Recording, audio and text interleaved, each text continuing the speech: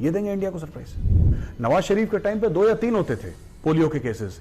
Handsome माशाल्लाह इतना handsome है कि 150 केसेस हो गए उसके पोलियो के।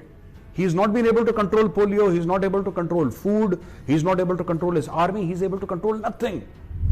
ये अपनी कौम को खुद को सरप्राइज दे रहे हैं, उनकी कौम कह रही है कि भाई इंडिया को सरप्राइज दो। तो वी आर वेटिंग, हम तो इंतजार कर रहे हैं कि कब पाकिस्तानी आए और हमें सरप्राइज दें, लेकिन वो देंगे नहीं वैभव।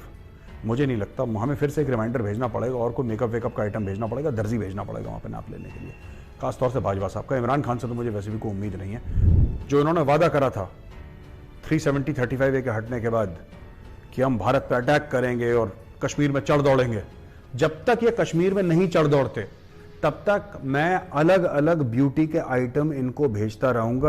अरे सरप्राइज तुम लोग हो चुके हो भाई, तुम्हारे चीफ को एक्सटेंशन मिल गया, इकोनॉमी तुम्हारी डूब गई, FATF की ब्लैकलिस्ट में तुम हो, डिप्लोमेटिकली तुम्हें जूते पड़ चुके हैं क्योंकि सऊदी अरेबिया, मलेशिया कोई तुम्हारी अब बात मानने को राजी नहीं है। ऑर्गेनाइजेशन ऑफ इस्लामिक कोऑपरेशन ने तुम्हें थूक दिया तुम्हारे बाहर। मेजर साहब, आपको बाजवा फोबिया हो गया है। हमेशा मेजर जनरल कमर बाजवा साहब की आप बातें करते हैं, जनरल आसिम की बातें करते हैं, आप पाकिस्तानी अफवाज की फोबिया में मुब्तला हैं। आप अपना इलाज करवाएं, अगर आप नहीं करवा सकते तो हम पाकिस्तानी फ़ंड के ज़रिए आपका इलाज करवाने के लिए तैयार हैं। आपकी तबीयत दुरुस्त नहीं है, जो आप रोज़ अफवाज पाकिस्तान के ख़िलाफ़ जो बकवास करते हैं, आप अपना इलाज करवाएं और कोशिश ये करें कि आप तन्हाई में रहें जाकर, ताकि आप जो है वो आपकी कुछ तबीयत बेहतर हो सके। बिस्मिल्लाहिर्रहमानिर्रहीम। नाज़रीन, मैं हूं आपका मेज़बान मोहम्मद तहसीन अब्बासी और आप मेरा यूट्यूब चैनल देख रहे हैं पाकिस्तान टाइम न्यूज़।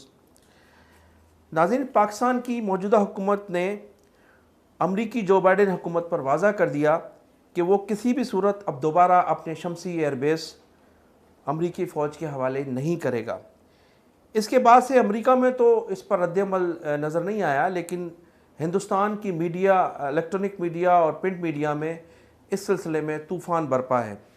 और हिंदुस्तान की इलेक्ट्रॉनिक और प्रिंट मीडिया ने और जो सोशल मीडिया है, उन्होंने इसके रद्द-ए-अमल के तौर पर इस पर अपना मौक़िफ़ पेश करने के लिए हर चैनल और हर सोशल मीडिया के जो लोग हैं, उन्होंने एक ही शख्स को चुना हुआ है और वह है मेजर गौरव आर्या, जो मुसलसल पाकिस्तान के ख़िलाफ़ हर्जा सराई कर रहे हैं और इस पर मुख्तलिफ तबसरे करते हुए नज़र आ रहे हैं। उन्होंने 2 रोज़ कबल हिंदुस्तान के टीवी चैनल पर एंकर पर्सन ताहिर असलम गोरो की जानिब से एक सवाल के जवाब में कहा था कि पाकिस्तान अमरीका को अपने शमसी एयर बेस दे चुका। उनके वज़ीर आज़म और आर्मी चीफ की जानिब से आर्जी इनकार महज अमरीका को ब्लैकमेलिंग करना है। पाकिस्तान इनकार करके अमरीका से बहुत कुछ हासिल करना चाहता है। इनका कहना था कि पाकिस्तान ने हमेशा अपनी ज़मीन को देकर मफादात हासिल की हैं। माजी में अफ़गानिस्तान के लिए अमरीका को सहूलतें भी दी जाती रही हैं। फिर अफ़गानिस्तान में तालिबान के ख़िलाफ़ जंग अपने अड्डे अमरीका को दिए और अब सी पैक के लिए चाइना को अपनी ज़मीन दी है। इनका कहना था कि अमरीका अपनी सहूलतों की खातिर एयरबेस हासिल करेगा। इनके जो मकासद हैं वो हैं अफ़गानिस्तान में अफ़गानिस्तान के करीब ही शमसी एयरबेस लेना।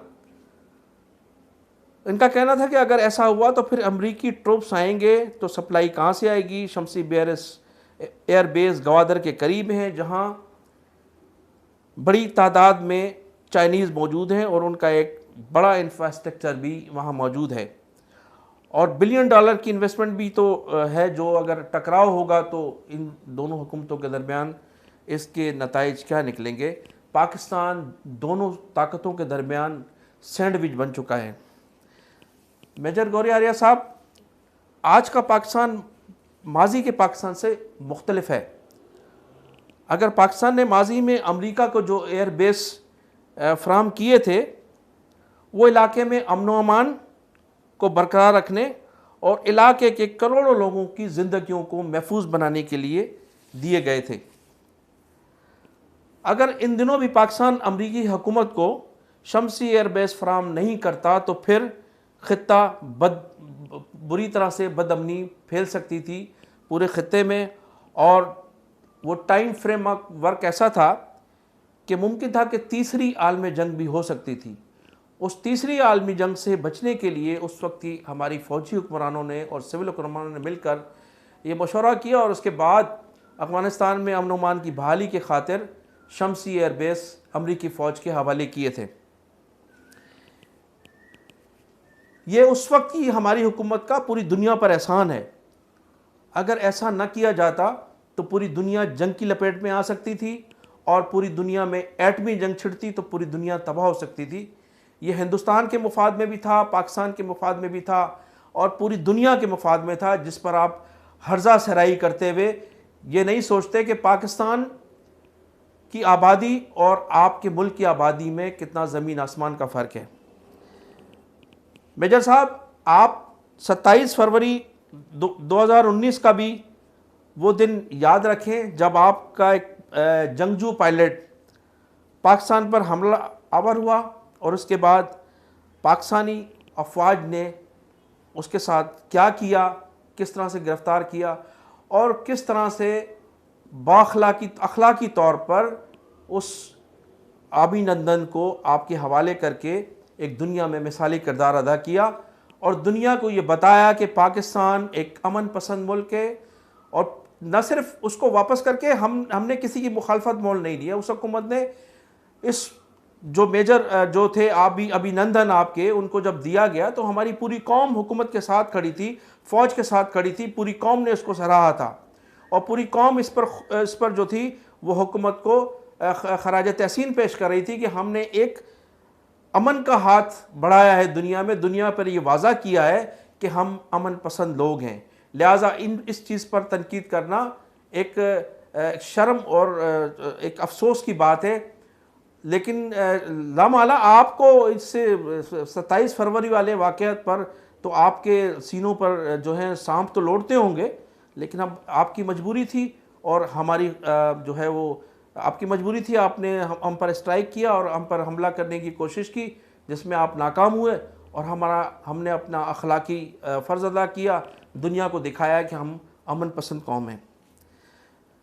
मेजर साहब, 1965 की वो जंग भी याद नहीं होगी आपको, क्योंकि उस ज़माने में तो आप बहुत छोटे थे, जब हिंदुस्तान अफवाज अपने जूते और कपड़े छोड़कर इस लाहौर के बॉर्डर से फ़रार हुए थे, जहां आपके जनरलों ने दावा किया था कि हम सुबह का नाश्ता लाहौर के जिम खाना में करेंगे। ना तो वहाँ आपको नाश्ता नसीब हुआ और ना ही वहाँ आपको कोई पानी पिलाने वाला मिला, बल्कि आप अपना असला, अपने जूते, अपने कपड़े, शराब के वो कैंटी वो थे कार्टून, सब छोड़कर फ़रार होने में कामयाब हो गए। और जो हमारी फ़ौज ने उस वक्त कामयाबी हासिल की थी, जो आपके फ़ौजियों को वहाँ गिरफ़्तार किया था, न सिर्फ उनको भी हमने अखलाकी तौर पर छोड़ा और वो उसके बाद उससे कबल जो है वो जो मुआहदा हुआ 1965 के बाद, जब जंगबंदी का ऐलान हुआ, आपके इसरार पर आपने जाकर जो वावेला किया, हिंदुस्तान की हुकूमत ने जब उस वक्त वावेला किया यूएनओ में और वहाँ शोर मचाया और वहाँ इल्तिजा की गई, वहाँ रिक्वेस्ट की गई कि किसी तरह से जंगबंदी का ऐलान किया जाए, तो फिर हमने वो आपके इलाके भी वापस किए। ये भी पाकिस्तानी अफवाज का आप पर बहुत बड़ा एहसान था, जो है और रहेगा। मेजर साहब, आपने देखा तुम्हारी हिंदुस्तानी फ़ौज को सदों से कैसे फ़रार होते हुए दिखाया गया, ये मीडिया ने आपको बताया। आप आज भी अगर उस 1965 की जंग के वो फुटेज निकाल कर देखें तो आपको पता चल जाएगा कि किस तरह से आपकी फ़ौजें जो हैं वो भाग रही हैं लाहौर के बॉर्डर से। जब आप सरप्राइज़ की बात करते हो तो हमने हिंदुस्तान में कोविड-19 में जो आप लोगों को सरप्राइज़ दिया, वो भी पूरी दुनिया ने देखा और इसे पूरी दुनिया ने सराहा। आपके पास आपका जो डूबता हुआ हिंदुस्तान है, उसको हमने इस वक्त भी सहारा दिया और आपके पेशेंट्स जो थे, आपके मरीज़ जो थे, उन्हें हमने पूरी तरह से पेशकश की और काफ़ी हद तक आपको इमदाद भी पहुंचाई। आप तो फ़िलहाल अपनी कौम को संभालें, जो मुख्तलिफ़ बीमारियों में मुब्तला होकर पूरी कौम परेशान हाल है। मेजर गुरारिया, आपने जो कहा है कि हम FATF की ब्लैक लिस्ट में शामिल हैं, तो आपकी इत्तला के लिए कि इस वक्त तक हम ग्रे लिस्ट में हैं और हम वाइट लिस्ट में आने के लिए तमाम शराइत पूरी कर चुके हैं। अगर आइंदा होने वाले इजलास में कोई साजिशें न हुई और आप जैसे मुल्क ने कोई शरारत न की तो इंशाअल्लाह ताला हमारा वाइट लिस्ट में शामिल होने से हमें कोई नहीं रोक सकता। लेकिन आप अपनी खैर मनाएं, जहां आपने अपने मुल्क में अक़लियतों के साथ जो हशर किया और ख़ास तौर पर मुसलमानों के साथ का जो कत्लेआम किया और जो उनकी इबादत गाहों के साथ आपने बदसलूकी की और दूसरे मज़हब के जो लोग थे उनके साथ आपने जो बदसलूकी रही है आपकी हुकूमत की और एक नाम नहाद सेकुलर स्टेट की, तो अब आपकी बारी है कि आप ग्रे लिस्ट में क्या, आप डायरेक्ट इंशाअल्लाह ताला ब्लैक लिस्ट में शामिल होने के लिए तैयार रहें।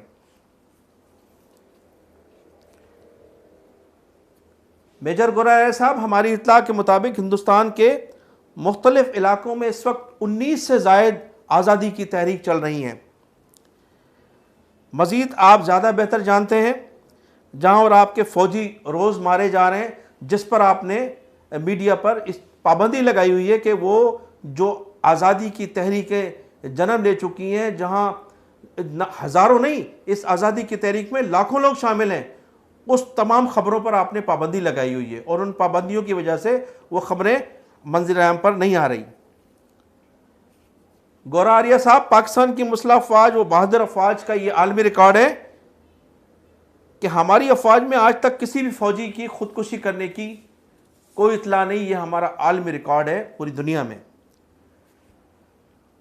आपके सिलसिले में मीडिया पर पाबंदी है और आए दिन आपके फ़ौजी खुदकुशी कर रहे हैं, या तो वो मारे जा रहे हैं इन आज़ादी की तहरीक चलाने वाले कमांडोज के हाथों, अगर वो बच जाते हैं तो वो खुदकुशी कर रहे हैं। कुछ लोग भूख से खुदकुशी कर रहे हैं, कुछ लोगों ने जो चाइना से आपकी झड़पें हुई हैं उसमें खुदकुशियाँ की हैं। तो ये आपकी फ़ौज में खुदकुशी का सिलसिला जारी है।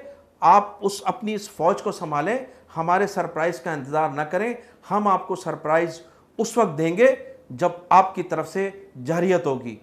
आपने जब भी जारियत की हमने आपको सरप्राइज़ दिया, और सरप्राइज़ भी आपने ही नहीं देखा, पूरी दुनिया ने देखा कि हमने किस किस किस्म के आपको सरप्राइज़ दिए हैं। आप अच्छी तरह से जानते हैं। आपके यहाँ आप कहते हैं कि हमारे यहाँ मीडिया आज़ाद है, आप दावा करते हैं कि हम सेकुलर स्टेट हैं। मीडिया तो हमारी आज़ाद है। पाकिस्तान में जितनी मीडिया आज़ाद है शायद दुनिया में कहीं भी मीडिया आज़ाद नहीं। यही वजह है कि आपके पालतू सहाफ़ी, जिनको आपकी तरफ से भरपूर रकूम फराम की जाती है, जिन्हें आप फैसिलिटेट करते हैं, वो सहाफ़ी मीडिया आज़ाद है। वो हमारी फ़ौज के ख़िलाफ़ बातें करते हैं, हमारी खुफिया इदारों के ख़िलाफ़ बातें करते हैं, लेकिन हमने कभी ना किसी को बंद किया, ना कभी मीडिया पर कदखन लगाई और ना ही कभी किसी सहाफ़ी के साथ ज़्यादती की। आपके जो तनख्वाहदार जो सहाफ़ी हैं हमारे मुल्क में ख़रीदे हुए हैं, वो ये सारे काम कर रहे हैं आपकी खुशनुदी के लिए। बेशक करते रहें, उनको बिल्कुल मुकम्मल आज़ादी है, लेकिन जहां हमारे मुल्क के मफादात की बात होगी तो फिर हमारा कानून हरकत में आएगा। मेजर साहब, आप जब बात करते हैं कि आप कभी ज़मीन अमेरिका को देते हैं, तो कभी चाइना को देते हैं, तो कभी अफ़गानिस्तान के लिए इस्तेमाल होते हैं, तो तमाम पूरी दुनिया में ऐसा ही होता है। कौमों के अपने ज़ाती मफादात होते हैं और न कभी कोई मुस्तकिल दुश्मन होता है और न कभी मुस्तकिल दोस्त। हमारा जब भी हमारी कौम, हमारी अवाम, हमारे मुल्क के मफाद में जो भी होगा वो हम करेंगे और हमारी अफवाज को करना चाहिए और अफवाज करती रही है। दूसरी बात मेजर साहब, आपको बाजवा फोबिया हो गया है। हमेशा मेजर जनरल कमर बाजवा साहब की आप बातें करते हैं, जनरल आसिम की बातें करते हैं। आप पाकिस्तानी अफवाज की फोबिया में मुब्तला हैं। आप अपना इलाज करवाएं। अगर आप नहीं करवा सकते तो हम पाकिस्तानी फ़ंड के ज़रिए आपका इलाज करवाने के लिए तैयार हैं। आपकी तबीयत दुरुस्त नहीं है, जो आप रोज़ अफवाज पाकिस्तान के ख़िलाफ़ जो बकवास करते हैं, आप अपना इलाज करवाएं और कोशिश ये करें कि आप तन्हाई में रहें जाकर, ताकि आप जो है वो आपकी कुछ तबीयत बेहतर हो सके। पाकिस्तान की फ़ौज और पाकिस्तान की आवाम और सियासतदान माजी की तरह एक पेज पर हैं। यह हमारे लड़ाई झगड़े अपोजिशन को हों या जमातों के हों या फ़ौज से हों, यह हमारे अपने घर के मसले हैं। घर में जब 4 बर्तन होते हैं तो वो ज़रूर आपस में टकराते हैं, 10 अफराद होते हैं तो ज़रूर आपस में लड़ाई झगड़े होते हैं। यह अपोजिशन और हमारी जो हुकूमत है उसमें जो ये लड़ाई झगड़े या जो तहरीकें चल रही हैं, हमारे घर का मसला है। आप अपने घर को संभालें, जहाँ 5 लाख से ज़्यादा लोग मौत के मुंह में जा चुके हैं और मज़ीद WHO के मुताबिक 2.5 करोड़ लोग, हिंदुस्तान के जो लोग हैं वो इस कोविड से मुतासिर होंगे। आप उस कौम को संभालें, आप अपने चाइना के बॉर्डर्स को संभालें। जो चाइना ने आपको मार मार कर जो है वो बंदर बना दिया है और आपके इतने बंदर पैदा हो गए हैं, वो इसी वजह से कि अब चाइना ने आपको बहुत मारा है। आप चाइना से पिट पिट कर आपको फोबिया हो गया है और आप अब उनसे उस चीज़ को हटाने के लिए पाकिस्तान की सरहदों पर कभी कभी जो है आप फायरिंग भी करते हैं और मासूम लोगों पर जो है हमले भी करते हैं। तो आप इससे ग्रेज करें, ऐसा ना हो कि पाकिस्तानी अफवाज फिर 1965 की तारीख दोहराए और आप उसी तरह से जूते, कपड़े और अपना असला छोड़कर भागने की तैयारियां करें। मैं इन्हीं अल्फाजों के साथ आपसे इजाज़त चाहूँगा। आप मेरे चैनल को सब्सक्राइब कीजिए और अपने कमेंट्स में जाकर अपनी राय का इज़हार भी कीजिए। पाकिस्तान जिंदाबाद, पाक फ़ौज पाइंदाबाद।